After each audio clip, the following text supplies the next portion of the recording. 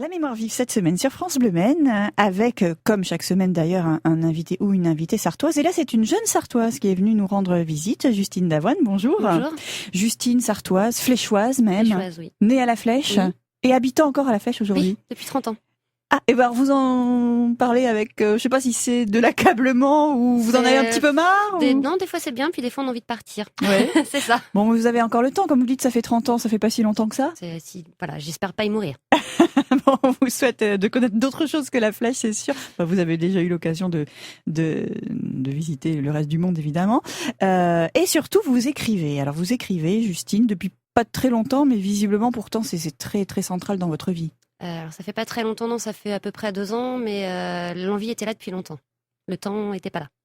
Voilà. Ah, c'est une question de temps, alors. Enfin, j'ai jamais pris le temps de le faire avant, c'est surtout ça. Et cette envie vient d'où?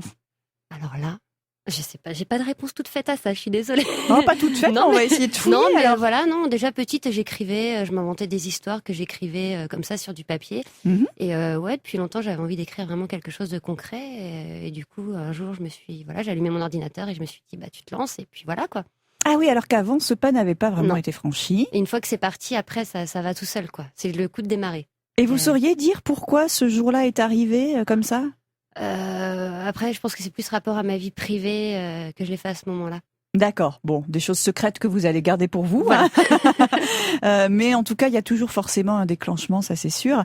Et cette envie qui était là depuis toujours, comme vous le dites. Alors, si ça passait pas forcément par l'écriture en elle-même de manière très concrète, peut-être par la lecture en revanche. Oui, j'ai toujours beaucoup lu. Enfin, j'ai été habituée par ma maman à lire beaucoup déjà petite. Et bon, j'ai eu une pause étant adolescente, forcément.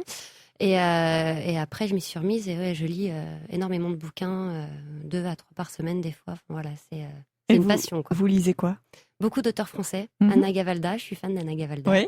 Et puis après, c'est un peu au hasard ou aussi suivant ce que je vois dans les magazines, ce qu'il y a d'intéressant. Oui, plutôt des choses contemporaines. Hein. Voilà. Ah oui, non, alors j'aime pas tout ce qui est roman historique. Je suis pas très policier non plus. Voilà.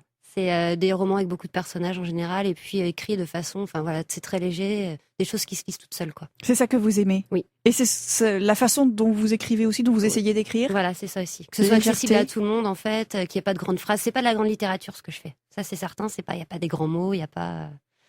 Voilà, c'est pour que tout le monde puisse comprendre plus ou moins et puis que tout le monde puisse s'y retrouver aussi, quoi. Ah, c'est ça aussi. Une espèce de miroir. Ouais. Normalement, celui-ci, là, des tas de gens peuvent se retrouver dedans, je pense. Alors, on va avoir le temps de raconter un petit peu ce qui se passe dans ce livre-là, mais on va revenir à votre histoire à vous, Justine. Donc, vous disiez votre maman qui vous faisait lire. Ça se manifestait comment, ça?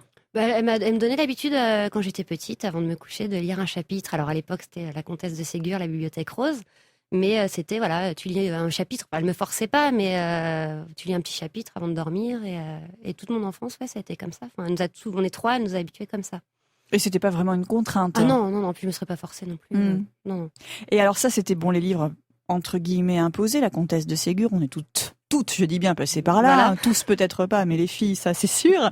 Et sinon, le premier livre qui vous a, dont vous vous souvenez, a été une révélation pour vous? C'est pas très très vieux, c'est Anna Gavalda, Ensemble c'est tout.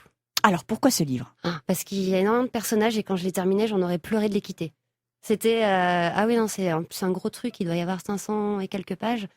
Et ouais, j'étais malheureuse de le fermer, que ça s'arrête, quoi. Ça veut dire que vous vous étiez fait des amis des personnages, voilà. En fait, c'est ça? C'est ça. Une bande de copains. Et c'est souvent ça quand je ferme un livre, je suis triste. S'il m'a plu, je suis triste, ouais.